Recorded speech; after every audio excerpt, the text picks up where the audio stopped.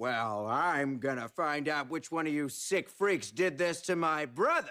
Welcome to the Third One channel, where today we're doing our final review for the second season. It's time for the finale, episode 10, which is called I Throw a Flawless Murder Mystery Party. Let's get straight into the review. First up, let's talk about the plot, which I'm really happy they kept as one, like all the characters were involved in the same plot, but the plot involves Freddy's birthday, which he's super excited for, and all the antics around planning it and the party itself, and all the little side things happening on the side. So that's kind of the plot.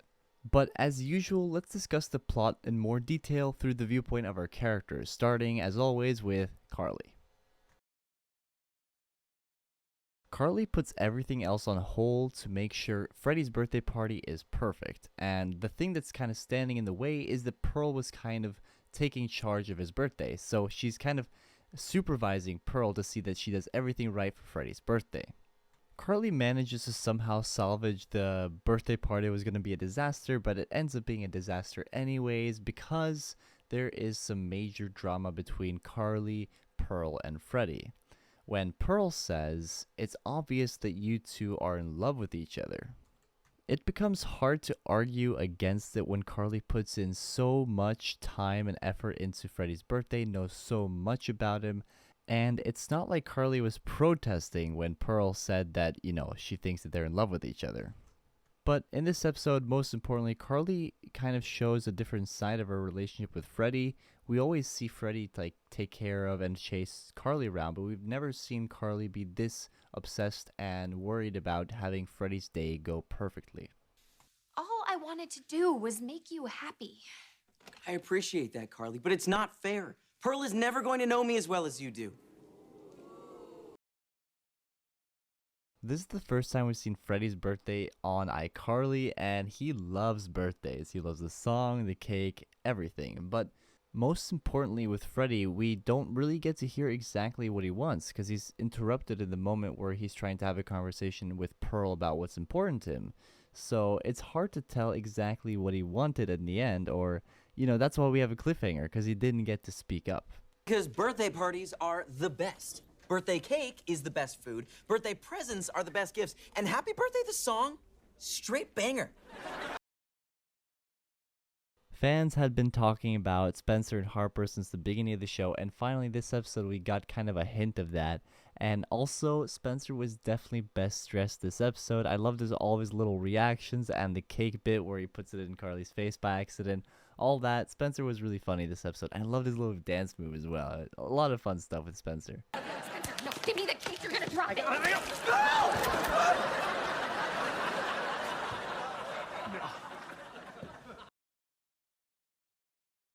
Harper was just getting by this episode. I loved her little snarky comments to Pearl's crow ideas and the fact that she just needed to get away from all this to go to her date because at the end of the day, she's just looking for fun all the time. Ever wondering when you became an old person? This is the moment. Lastly, we land on Millicent, who for me as a character keeps getting better and better. In the first season, I really didn't like her in the beginning, and ever since maybe like halfway through season 1, I've been liking her more and more. And now with the whole boyfriend thing, she's really showing a different side to her, and I'm really liking it.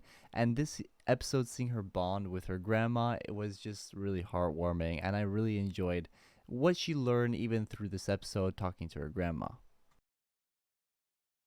This episode features 2 Easter eggs that I could find. So one of them was obviously the mention of Lubert again by Marissa, and the second one was the mention of Richard Nixon and how Nora wore the mask when they were stuck in iPsycho. I thought that was a very fun way to bring that back, and it's actually a great Easter egg. Now that we've talked about the plot, the characters, and the Easter eggs, let's talk about some of the juiciest bits of the episode, the cliffhanger, a highlighted scene, analysis, takeaways. Let's get straight into it. So first off, the most important scene of the episode, if not this season, it's the one where Pearl admits that she thinks Carly and Freddy still have feelings for each other, our ultimate cruddy cliffhanger. I'm never gonna know you as well as Carly does, because you and Carly are clearly in love with each other. This moment is crucial because we get a reaction from everyone in the room, and notice how no one is protesting, not even Carly and Freddie.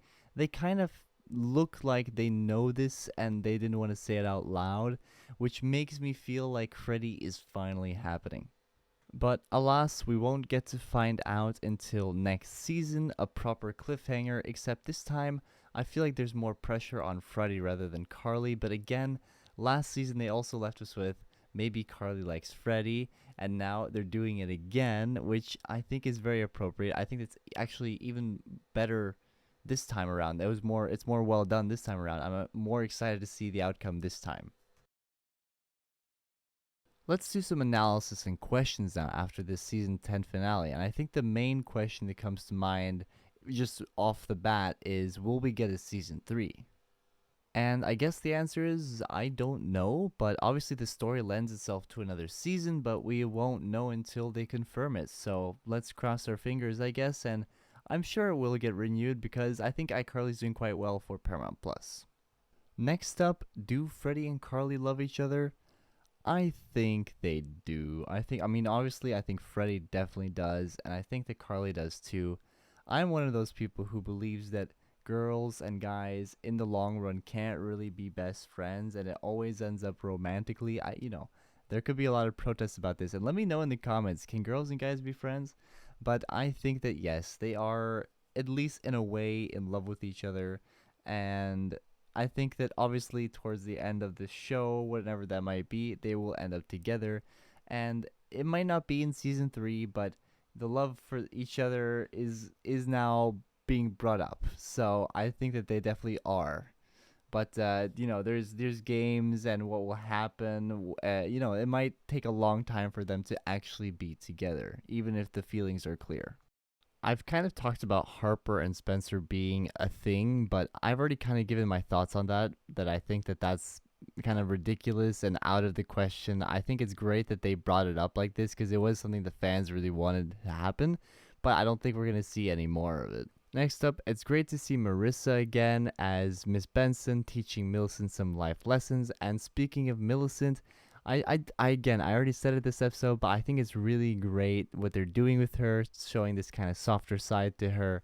And it's also very creative how they didn't bring the boyfriend into the episode, but they made it fully focused around him with this whole dolphin texting thing. I also want to mention how great and how fun the theme was in the party with the costumes, David Bowie and all the crows, and I loved Freddie's mustache and all that. I thought it was fantastically done.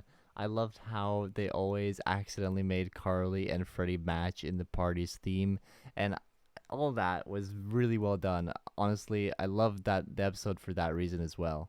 Which I guess naturally brings me into the fact that I really like this episode. I really like the costumes, the story, the fact that they're all together. I think this episode was great. It was probably my favorite episode since the courtroom episode with Lubert. And but I'm going to be talking more about the episodes and ranking them and making tier lists very soon. But that was kind of my takeaway from this episode. It was really great finale, even better cliffhanger than season 1. And I really enjoyed season 2, so stay tuned for a lot of content coming now that season 2 is over. We have a lot to talk about, a lot to discuss, rankings, tier lists, and whatnot. But let me know what you guys thought of this finale and what you guys thought of the season. And I'll see you guys very soon for a lot of content and a lot of summer content that involves iCarly and maybe some other shows that, are in the same universe. But I'll see you guys soon. It's been a great season with you guys. Love having you guys here, and I love making the content for you, and I'm not going anywhere. And I hope that we'll get a season 3 as well, but we have a lot to talk about. We'll get to it.